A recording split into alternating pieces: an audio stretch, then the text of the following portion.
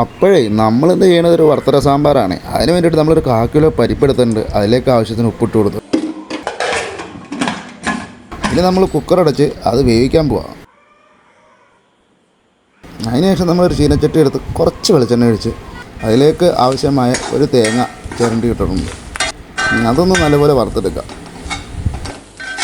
അത് വറുത്ത് വരുന്ന സമയത്ത് 1 ടീസ്പൂൺ മഞ്ഞൾപ്പൊടി ചേർക്കുന്നുണ്ട്, ഒരു 3 ടീസ്പൂൺ മല്ലിപ്പൊടി ചേർക്കുന്നുണ്ട്, പിന്നെ ഒരു 2 ടീസ്പൂൺ മുളക് പൊടിയും ചേർക്കുന്നുണ്ട്. ഇതെല്ലാം കൂടെ ചേർത്തിട്ട് നന്നായിട്ടൊന്ന് ഇളക്കി യോജിപ്പിക്കുന്നുണ്ട്.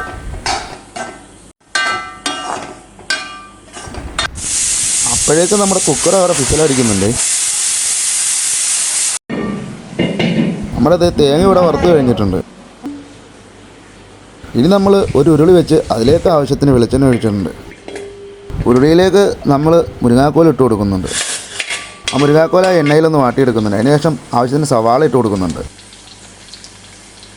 അതിനുശേഷം ഉരുളക്കിഴങ്ങും ക്യാരറ്റും കൂടി ഇട്ട് കൊടുക്കുന്നുണ്ട്.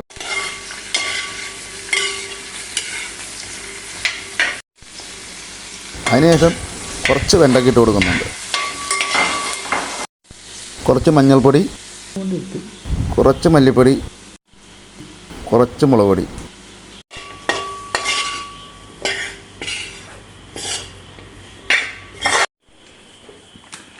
അതിനുശേഷം നമ്മൾ സാമ്പാർ പൊടി ഇട്ട് കൊടുക്കുകയാണ്.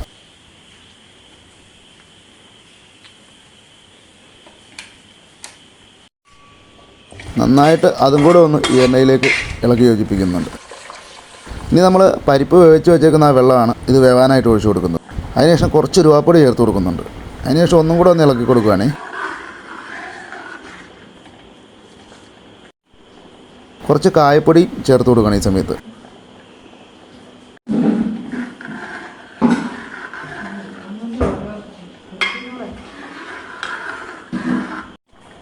ഇത് ഏകദേശം തള വന്നു തുടങ്ങിയിട്ടുണ്ട്. ഈ സമയത്ത് നമ്മൾ എടുത്തു വെച്ചിരിക്കുന്ന പുളിവെള്ളം ആവശ്യത്തിന് ചേർത്ത് കൊടുക്കുക. കുറച്ച് മല്ലിയില ഇട്ട് കൊടുക്കുന്നുണ്ട്. ഇനി നമ്മൾ എടുത്തു വെച്ചിരിക്കുന്ന പരിപ്പ് ഇതിൻ്റെ കൂടെ ചേർത്ത് കൊടുക്കുകയാണ്.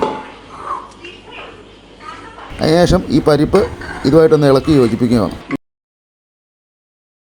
ഇനി എടുത്തു വെച്ചിരിക്കുന്ന തക്കാളി അതിലേക്ക് ചേർത്ത് കൊടുക്കുകയാണേ. ഇപ്പോൾ അതായത് നമ്മുടെ സാമ്പാർ ഒന്ന് തിളച്ച് വരാൻ തുടങ്ങിയിട്ടുണ്ട്. ഈ സമയത്ത് നമ്മൾ വറുത്തരച്ച് വെച്ചിരിക്കുന്ന അരപ്പ് കറിയിലേക്ക് ചേർത്ത് കൊടുക്കുകയാണ്.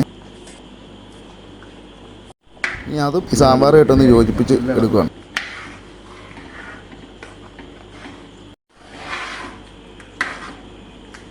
നമ്മുടെ ചാനൽ സബ്സ്ക്രൈബ് ചെയ്യാത്തവർ ഒന്ന് സപ്പോർട്ട് ചെയ്ത് കൂടണേ.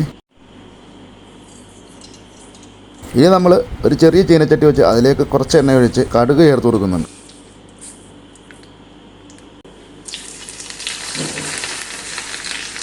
കടുക് പൊട്ടി വന്നതിന് ശേഷം എടുത്ത് വെച്ചിരിക്കുന്ന ചെറിയുള്ളി, ഇനി കുറച്ച് കറിവേപ്പിലയും ചേർത്ത്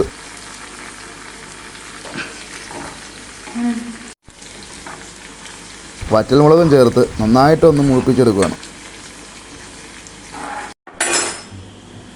സാമ്പാറിലേക്ക് നമ്മൾ ഒഴിച്ചു കൊടുക്കുന്നുണ്ട്.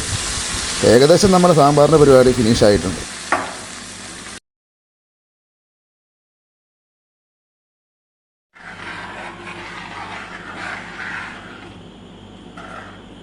അപ്പോൾ നല്ല കൊഴുപ്പായിട്ട് വന്നിട്ടുണ്ട്. നമ്മളൊന്ന് ഇളക്കി എല്ലാം കൂടെ ഒന്ന് യോജിപ്പിച്ചെടുക്കുകയാണ്. ഇപ്പം തന്നെ നല്ല മണമെല്ലാം ഇവിടെ വീശുന്നുണ്ട്. അപ്പോൾ അടുത്ത വീഡിയോയിൽ കാണാം. എല്ലാവർക്കും ബൈ ബൈ.